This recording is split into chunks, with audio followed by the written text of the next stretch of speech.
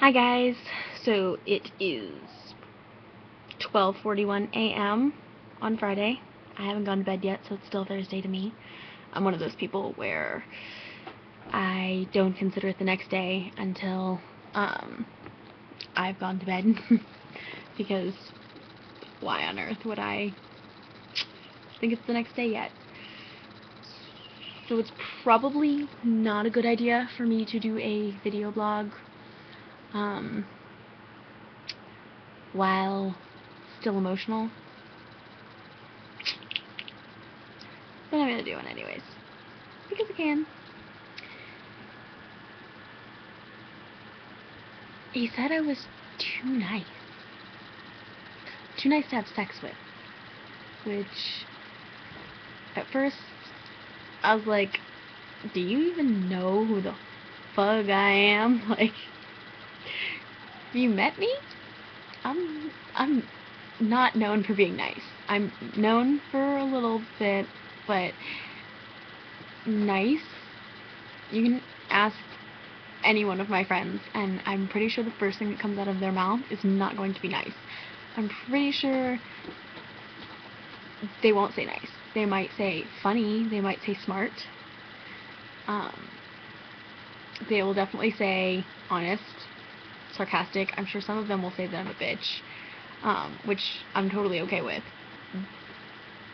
But not nice. Nice is not. Never something I would associate with myself, and I'm okay with it. I really am. It's whatever, right? It's whatever. So what did he mean? Because that's exactly where my mind went. My mind went, oh, nice means something else. You're just too chicken shit to say it. Because I had to be the one that was like, is sex all you're interested in? Because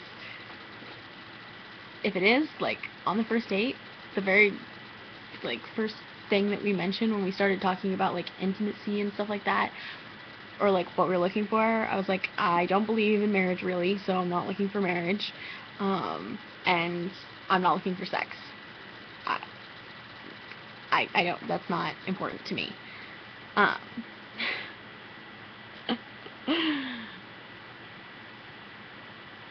And then, like, for the last 2 days, that's all he's talked about is sex, and every chance he got, he tried to bring up that, and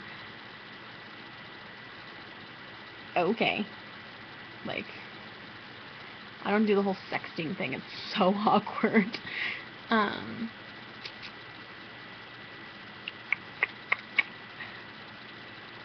So, what did he mean? I mean, I know I'm not, like, movie star pretty, I'm not magazine or model pretty, but I don't consider myself entirely ugly when I actually try to look nice. Dare I say, sometimes I actually look really fucking pretty. I actually did look really pretty the other night. I spent an hour doing my makeup, which usually takes me like 10 minutes to do my makeup. I don't even. But I did like everything: eyebrows, eyes, concealer, foundation, primer. And it didn't look like I was wearing anything, I'm sure.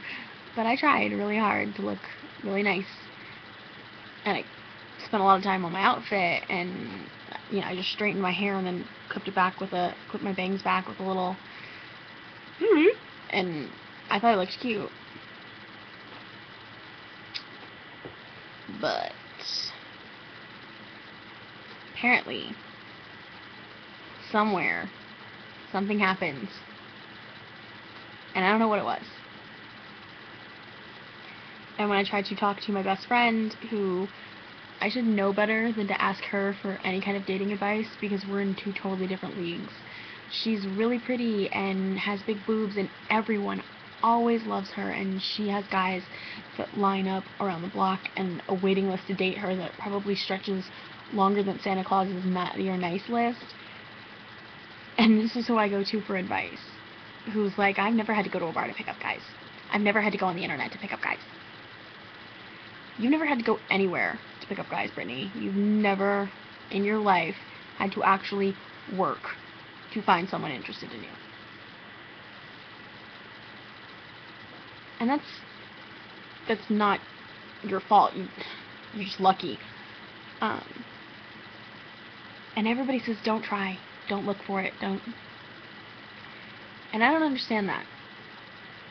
That does not compute to me. Because I've had instilled in me since I don't know how long that hard work pays off. And I'm not the type of person to sit on my ass and wait for something to get handed to me on a silver platter, because that's not who I am. Things don't get handed to me. I have to work my ass off for anything that I want. I wanted that camera. It was the first thing I bought with my money when I got a job, and I did it. I got my dream camera, and I love it, and I take excellent care of it. But it didn't just get handed to me. Somebody wasn't just like, oh, hey, here you go, here's a camera, have fun. Yeah. I had to work for it, and I had to save up, and that's how the world works. Things don't just get handed to you, you have to work for them. And relationships take hard work. It's not always the honeymoon phase. It's not always happy days and kisses and hearts and love notes and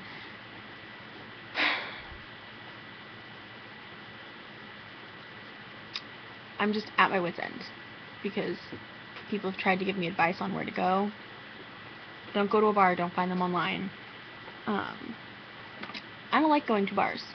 Because when you go to a bar, the only guys that hit on you are the ones who struck out with all the other ladies in the bar, and it's 1 o'clock and it's time to go home, and they'd rather go home with me than not go home with no one.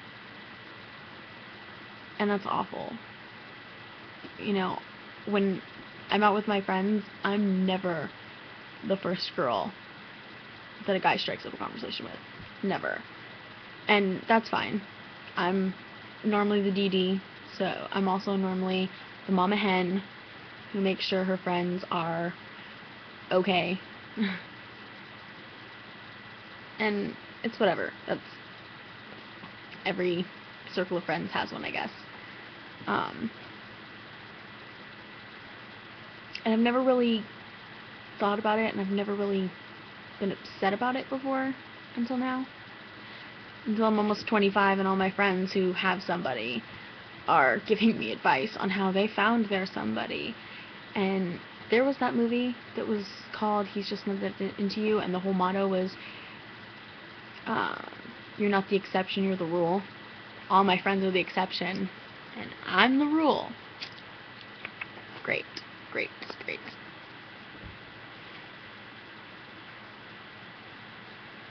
So what do?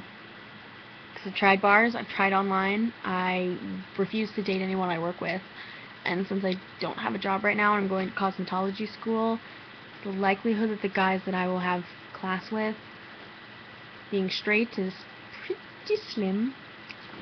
I'm sure there are quite a few straight male cosmetologists, but I doubt it.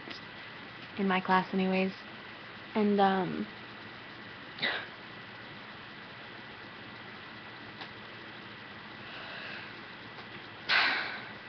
I don't know what else to do. I need advice from somebody that doesn't have everything handed to them, that isn't insanely gorgeous, that doesn't have anybody in their life, that isn't in a relationship that just happened upon them. Because that's not who I need advice from. And I'm the advice giver in my circle of friends. And you can't give advice to yourself because you won't listen to it no matter what. And I don't even know what advice I would give to my friend if my friend was in my situation, where they've tried everything and they've worked really hard and they've tried not trying, and I don't know what I would do. I don't know what I would say to them. I guess I would tell them, what everyone's told me. Stop trying. Because I'm supposed to be alone. I'm supposed to pick guys up at the grocery store with grocery store pickup lines like, hey, you want to know how you check if a cantaloupe's ripe? You feel it up. I mean, most guys don't do their own grocery shopping, and I could do it at concerts. Concerts would have somebody that has similar taste in music as me. It would probably be really cute, except they're probably there with a girl already. So that doesn't work. And I tried the bookstore thing. That didn't work. I mean, I worked at the bookstore, and it kind of worked, but not really. Everybody that hangs out at the mall is going to be like 5 years old. I could do amusement parks, but they're probably there with their girlfriends. I'm not going to pick somebody up on the beach because I'm going to be in my bathing suit, and that's when I feel the least confident about myself. So, again, where am I supposed to meet somebody? And there's like 7 billion people in the world. What is the likelihood that they're in Los Angeles, California, at the same time I am in the same exact place, and because they're one person in 7 billion? Really? Really? Think about those odds. Think about it. Think about the number of countries we have, the number of cities, likelihood that I'm going to visit them and run into them. I probably could win the lottery in every single state and country before I actually meet the one. Not exactly uplifting information. So if you have advice, please comment. If you have something rude to say, jump off a cliff first. Thanks.